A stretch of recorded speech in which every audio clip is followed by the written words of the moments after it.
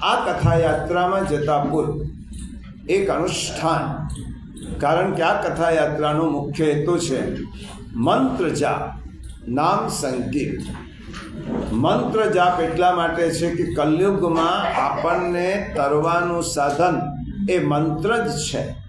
તો આપણે આવતીકાલથી, આજે પોષવદ એકમ છે, આજથી શરૂ કરીશું. પ્રત્યેક આવનાર કે ન આવનાર વ્યક્તિ તો ખાસ ફરજિયાત કરે અષ્ટાક્ષર મંત્રની એક માળા માત્ર આ નિમિત્તે, અષ્ટાક્ષરની એક માળા રોજ આ નિમિત્તે તમારા નિત્ય નિયમની જે કરતા હોય મિનિમમ એક માળા અષ્ટાક્ષરની આપણે આ નિમિત્તે જ્યાં સુધી દ્વારકાધીશના ચરણમાં ન જઈએ ત્યાં સુધી અનુષ્ઠાન રૂપે એક માળા. ત્યાં ગયા પછી આપણે શરૂઆતમાં અષ્ટાક્ષરની માળા, આપણી કથાનો સમય પૂરો થાય ત્યારે અષ્ટાક્ષરની માળા, અને જ્યાં શ્રી ભગવતજી અને ઠાકોરજી બિરાજે છે તેની પરિક્રમા કરીને એક માળા, અને એક માળા રાત્રે સુધીવા. તો દરેક વ્યક્તિનું આ અષ્ટાક્ષર મંત્રનું જે જપ થશે, સામૂહિક જપ થશે. આ દ્વારિકાધીશની યાત્રા નથી, આ કૃષ્ણનું શરણ છે.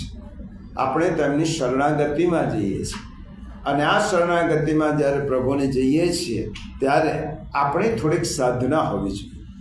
કૃષ્ણ, હું આપણી પાસે આવું છું, અષ્ટાક્ષર મંત્રની માળાનું રટણ એક વ્યક્તિ ત્યાં 5 માળા રૂપે કરશે તો અનેક જપ, જપાત સિદ્ધિ. અને 10મા અધ્યાયમાં ભગવાન કહે છે યજ્ઞાનામ જપ યજ્ઞોસ્મી. આ કલયુગમાં જપ યજ્ઞ સિવાય બીજો કોઈ શ્રેષ્ઠ યજ્ઞ નથી.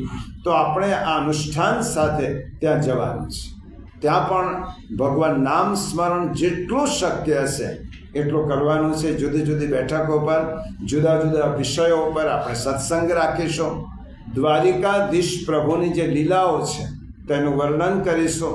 બેઠકો પર સર્વોત્તમ અને નામ રત્નાખ્યમનો પણ પાઠ કરીશું. આપણી પાસે પુસ્તિકાઓ તમે લઈ લેજો, સર્વોત્તમ છે, નામ રત્નાખ્ય છે. અને ત્યાં એક સુંદર ગ્રંથ તૈયાર કર્યો છે. એ ગ્રંથનું નામ છે પાંડવ ગીતા.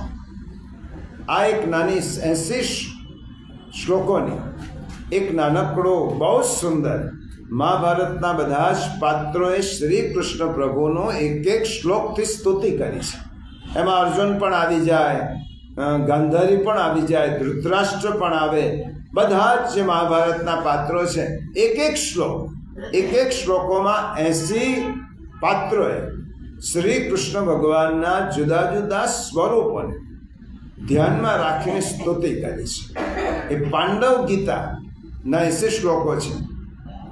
દ્વારિકામાં પાંડવ ગીતાની નાનકડી પુસ્તિકા સ્તોત્ર રૂપે આપણે બધાને આપીશું. દ્વારિકાધીશ પ્રભુની સન્મુખ એમ કહેવાય છે કે જે વ્યક્તિ પાંડવ ગીતાના 80 શ્લોકોનો પાઠ કરે છે, ઠાકોરજીના ચરણારવિંદમાં તેની લૌકિક અને અલૌકિક બધી જ કામનાઓ પ્રભુ પૂર્ણ કરે છે. 80 શ્લોકોની પાંડવ ગીતા આપણે ત્યાંનું પઠન કરીશું, ત્યાં પ્રભુને સંભળાવીશું. જ્યાં 2 જ્યોતિર્લિંગ છે ત્યાં પણ એ જ્યોતિર્લિંગ શા માટે નિર્માણ થયા, આ જ્યોતિર્લિંગ પાછળનો ઇતિહાસ કયો છે, આ જ્યોતિર્લિંગનો પ્રાદુર્ભાવ કેવી રીતે થયો તે પણ વાત કરીશું. જે બેટ દ્વારકામાં ઠાકોરજીનું સ્મરણ કરીશું. દ્વારિકા નગરી એટલે મોક્ષદાયીની છે. 4 ધામમાંથી એક ધામ અને મોક્ષદાયીની નગરી અયોધ્યા, મથુરા, માયા, કાશી, કાંચી, અવંતિકા, પુરી, દ્વારા, વતિશ્ચૈવ સપ્તૈતા મોક્ષદાયિકા.